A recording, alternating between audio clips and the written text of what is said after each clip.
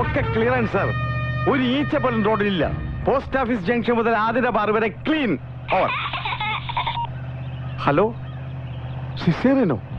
ഓ, നീണ്ട 16 വർഷത്തെ കഠിനാധ്വാനത്തിന്റെ ഫലമാ. ഡോക്ടർ ഒന്ന് ശ്രദ്ധിച്ചോളേ. കടിഞ്ഞൂലായതുകൊണ്ട് വൈഫിനൊരു ടെൻഷൻ കാണും. കത്തിമുള്ളൊക്കെ ഒന്ന് നന്നായിട്ട് ബാർസപ്പെട്ട് കഴിയേക്കണേ, എന്നിട്ട് കേറിക്കോ. അല്ല, ഗവൺമെന്റ് ആശുപത്രി ആയതുകൊണ്ട് പറഞ്ഞതാ. പ്രധാനമന്ത്രി വന്നു പോയാൽ ഉടനെ ഞാൻ അവിടെ എത്തും. ഓവർ. Sorry, over. അറ്റൻഷൻ പോയാൽ ആതിര ബാറിന് സമീപം കുറെ മദ്യപാനികൾ കൂടി നിൽക്കുന്നുണ്ട്. ഇന്നൊരു ക്ലിയർ ചെയ്യണം. സാർ, അത് വേറെ ഒന്നുമില്ല സാർ, സിസേറിയൻ കാണാൻ നിൽക്കുന്നതാ. അല്ല, സോറി, പ്രധാനമന്ത്രിയെ വരവേൽക്കാൻ നിൽക്കുന്ന പാർട്ടി പ്രവർത്തകരാ. ആണോ? ആ, കുറെ നേരമായിട്ട് വെയിൽ കൊള്ളുകയില്ലേ, ആവേശം കെട്ടുപോകാതിരിക്കാൻ വേണ്ടി ഞാൻ ബാറിന്റെ അടുത്ത് നിൽക്കുന്നത്. ഓവർ. വണ്ടി സൈഡാക്കടോ. ബ്ലഡ് വേണമെന്നാ? എന്റെ ദൈവം, പെട്ടെന്ന് ഇങ്ങനെ പറഞ്ഞ പോലീസുകാരൊക്കെ ഡ്യൂട്ടിയില്ല. ഇവിടെയാണെങ്കിൽ ലാത്തി ചാർജും ഇല്ല. അത് ഓ ഗ്രൂപ്പുകാരൻ തന്നെ തല്ലുകൊള്ളാൻ വരണ്ടേ? എന്താ എന്ത് പറ്റി സാർ? ആകെ ടെൻഷനാണ് കൂട്ടായി. ഒരു വശത്ത് നാടിന്റെ പ്രധാനമന്ത്രി, മറുവശത്ത് ഭാര്യയുടെ സിസേറിയൻ. തന്നോട് 100 വട്ടം പറഞ്ഞിട്ടില്ല എന്റെ മുമ്പിൽ വെച്ച് ഈ സാമാനം വലിച്ചു കയറ്റരുതെന്ന്. Sorry sir. വലിച്ചു കയറ്റുന്ന താനെ തുമ്പണം ഞാനുമാണ്. മേലിൽ എന്റെ കൺവെട്ടത്ത് കണ്ടുപോയത്. ഹലോ. ഓ, കട്ടായി. വിളിച്ചായിരുന്നു സാർ? കട്ടായി, ഫോൺ കട്ടായി. കുട്ടായി എന്നല്ല, ഇപ്പോഴേ ഫിറ്റായ. വണ്ടി നിർത്തൂട്ടെ.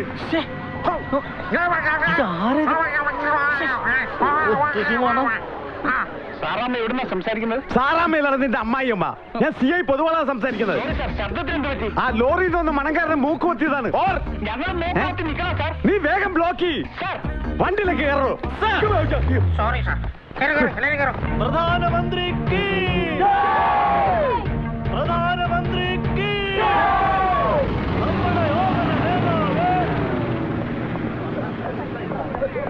നമ്മുടെ ഓമന നേതാവേ,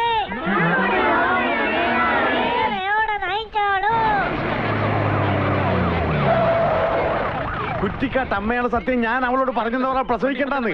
അതിനേക്കാൾ വേദനയാണ് ഞാൻ അനുഭവിച്ചുകൊണ്ടിരിക്കുന്നത്. ആരാ നീ? ഞാൻ നിരപരാധിയാണ് സാർ. നിരപരാധി എഴുതടാ. അയ്യോ, ഇനിഷ്യൽ എഴുതടാ. അതെന്താണ് സാർ? നിനക്ക് തന്തയില്ലേ? അയ്യോ, ഞാൻ ഒരു തെറ്റും ചെയ്തിട്ടില്ല. നിന്റെ പേരെന്താടാ? ഉണ്ണികൃഷ്ണൻ. എന്താടാ വണ്ടിയില്? ഇത് ചാണകം. നിന്റെ ചാണകത്തിന് എന്താണ് ലോകത്തില്ലാത്ത പണം? ഇത് ഒരു പ്രത്യേകതരം വാട്ടുകുളമാണ് സാർ. അല്ല, കൂട്ടുവളമാണ് സാർ. ഈ നാട് നാട്ടിച്ച് വേസ്റ്റ് കൊണ്ട് നീ ഏത് കോത്താഴത്തേക്കടാ പോകുന്നത്? കോത്താഴത്തേക്കല്ല, കോട്ടപ്പുറത്തേക്ക്. അവിടെ ആർക്കെ പുഴുങ്ങി തിന്നാൻ? അയ്യേ, ഇത് അങ്ങനെ അങ്ങ് പുഴുങ്ങി തിന്നാൻ പറ്റില്ല സാർ. നമ്മൾ നില ഉഴുതു മറിച്ച് വിത്ത് പാകി അതിങ്ങനെ ഞാറായിട്ട് വരുമ്പോ അത് പിരിച്ചു നട്ട അതിന് ചുറ്റി ഈ വളം ഇങ്ങനെ ഇട്ട് കൊടുത്താൽ നെല്ല് കൊലച്ചു വീഴും. ആ നെല്ല് പുഴുങ്ങി ഉണക്കി കുത്തി അരിയാക്കി ആ അരി വേവിച്ച് ഉരുള ഉരുട്ടി ഇങ്ങനെ ഇങ്ങനെ ഇങ്ങനെ ഇങ്ങനെ അവന്റെ ഒരു തൊപ്പി എന്റെ കൈ ധരിക്കുന്നത്. ഈ വണ്ടിയെ പിടിച്ച് തെണ്ടിക്കരുത്. ലോറി ആരെടുക്കും? സാർ എടുക്കും. ലോറി നിന്റെ അതീ ലോറിയുടെ മുതലാളിയാ. മുതലാളി, സാറ് വിളിക്കുന്നു. പോയി തൂക്കിയെടുത്തിട്ട് വാടോ. നമസ്കാരം ഉണ്ടാളയാ. പോലീസായിരുന്നു. ഞാൻ അനുസരണമുള്ളവനാണ്. സത്യം. അല്ല സാറേ, ഞാൻ പാവമാണ് സാർ. എന്താ പാവമാണെന്ന്? താനല്ലേ പറഞ്ഞു മുതലാളിയാണെന്ന്. അണ്ട് ഇവൻ പറയുന്നത് ഇവൻ പാവമാണെന്ന്. ഇതിപ്പോ ആര് പറഞ്ഞ വിശ്വസിക്കും? തൽക്കാലം നമുക്ക് ഇവൻ പറയുന്നത് വിശ്വസിക്കാം. ഞാൻ സത്യസന്ധന. ആരോട് ചോദിച്ചിട്ടാടാ വണ്ടി വഴി കൊണ്ടത്? ഞാൻ അങ്ങനെ ആരോടും ചോദിക്കാറില്ല സാർ. അല്ല, ഞാൻ വളവും കൊണ്ട് കോട്ടപ്പുറത്തേക്ക് പോവായിരുന്നു. അപ്പോഴാണ് ഞാൻ ഓർത്തത് എന്റെ ക്ലാസ്മേറ്റിന്റെ കല്യാണം ഇന്നാണെന്ന്. പാലക്കാട് ടൗൺ ഹാളിൽ വെച്ച് മുഹൂർത്തത്തിന് മുമ്പ് അവിടെ എത്താൻ വേണ്ടി ഷോർട്ട് കട്ട് പിടിച്ചതാ. എടാ, ഇന്ന് റോഡ് കാലിയായി കിടന്നപ്പോഴേ ഞാൻ പറഞ്ഞതല്ലേ പോലീസുകാരുടെ ഹർത്താലാണെന്ന്. നിനക്ക് സത്യം ഉണ്ടാൻ വേണ്ടി. ഹർത്താലല്ലടാ കഴിവേറി. പിന്നെ പ്രധാനമന്ത്രി വരുന്നത് പ്രമാണിച്ച് റോഡ് ബ്ലോക്ക് ആക്കിയിരിക്കും. ഓഹോ, അപ്പൊ അതാണല്ലേ കാര്യം. എന്നാ നമുക്ക് വണ്ടി ഇവിടെ തന്നെ ഇട്ടേക്കാം. പ്രധാനമന്ത്രി കണ്ടിട്ട് പോവാൻ സാർ. കഴിവേറണ പോന്നെ. നീ പ്രധാനമന്ത്രി നാട്ടിച്ചേ പോവുള്ളൂ. സാർ, CI ചാണകം സ്പീക്കിംഗ്. അല്ല, ഇവിടെ ഒരു ചാണക വണ്ടി വഴിമുടക്കി നിൽക്കുകയാണ് സാർ. ചാണകത്തിന്റെ നാറ്റം ഓവറാണ് സാർ. ഓവർ. ഈ ചാണക വണ്ടി അങ്ങോട്ട് കെട്ടിയെടുക്കട്ടെ സാർ. ഓവർ.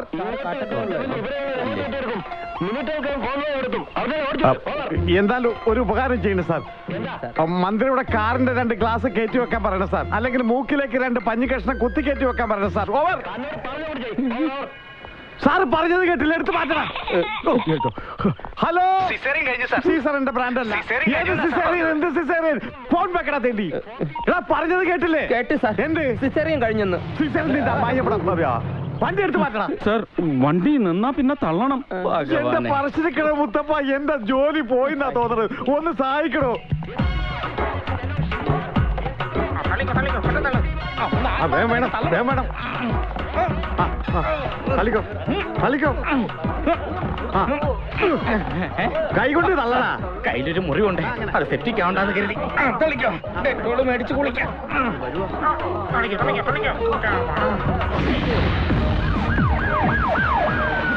കോൺവോയ് പോയി.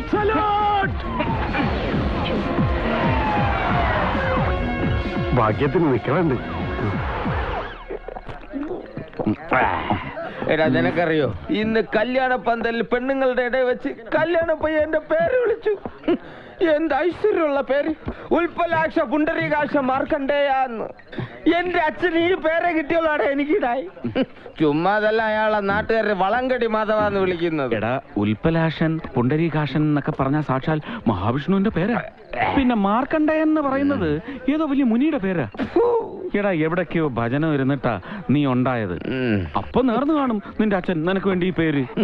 ഇങ്ങനെ ഒരു പേരിട്ടതിലും ഭേദം ഞാൻ ജനിക്കാതിരിക്കുന്നായിരുന്നു വൃത്തി. എടാ നല്ലൊരു അച്ഛനായിരുന്നെങ്കിൽ എന്നെ നല്ല വൃത്തിയിലൂടെ കെട്ടിച്ചയച്ചനെ. എടാ നിനക്കറിയോ, 7ാം ക്ലാസ്സിൽ 6ാമത് തവണ ഞാൻ തോറ്റുന്നപ്പോ എന്റെ കൂടെ ക്ലാസ്സിലെത്തിയവന്റെ 2ാം കല്യാണത്തിന് ഞാൻ പോയത്. എനിക്കിങ്ങനെ വല്ല പറമ്പിൽ നിന്ന് സദ്യ കൊണ്ട് നടക്കാനുള്ള യോഗ പറഞ്ഞിട്ടുള്ളൂ. പത്രത്തില് പരസ്യം കണ്ട് അപേക്ഷിച്ചത് അത്ര അവൻ. അമേരിക്കയിലുള്ള നഴ്സിന് വരണ ആവശ്യമുണ്ട്, ദത്ത് നിൽക്കണം, കല്യാണം കഴിഞ്ഞ് അമേരിക്കയിലേക്ക് കൊണ്ടുപോകും എന്നൊക്കെയായിരുന്നു പരസ്യം. എടാ പോകുന്ന വഴിക്ക് ആ റാവുത്തറുടെ ആക്രിക്കടയിൽ ഒന്ന് കയറണം.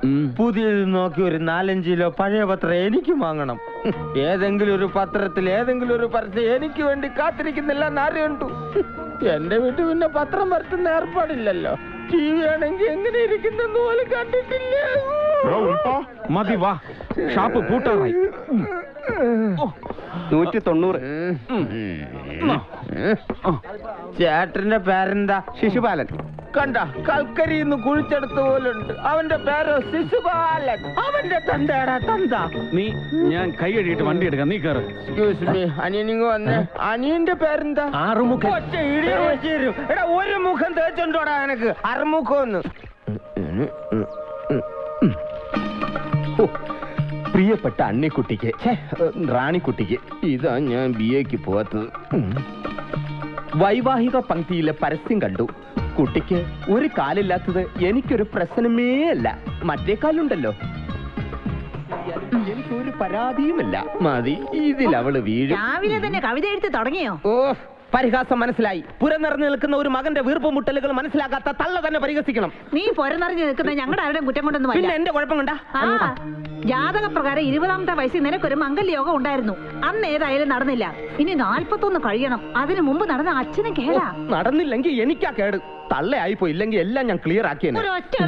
ഇപ്പൊ നടന്ന നിങ്ങൾക്ക് കേടൊന്നുമില്ലല്ലോ. എനിക്കെന്ത് കേട്? എന്നാൽ ഉടനെ ഒരു കല്യാണം നടത്തി ഞാൻ അയാളെ കേടാക്കി കിടത്തി കാണിച്ചു തരാം.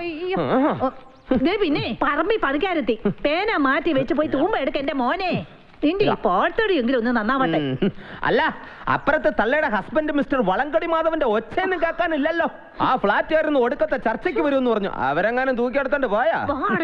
അച്ഛൻ കേക്കണ്ട. തള്ള അവിടെ വന്നിരുന്നു. ആ നാക്കൊന്ന് നീട്ടിക്കേ. നിങ്ങളുടെ വാക്യത്ത് അത്രയും നാക്കേ ഉള്ളൂ.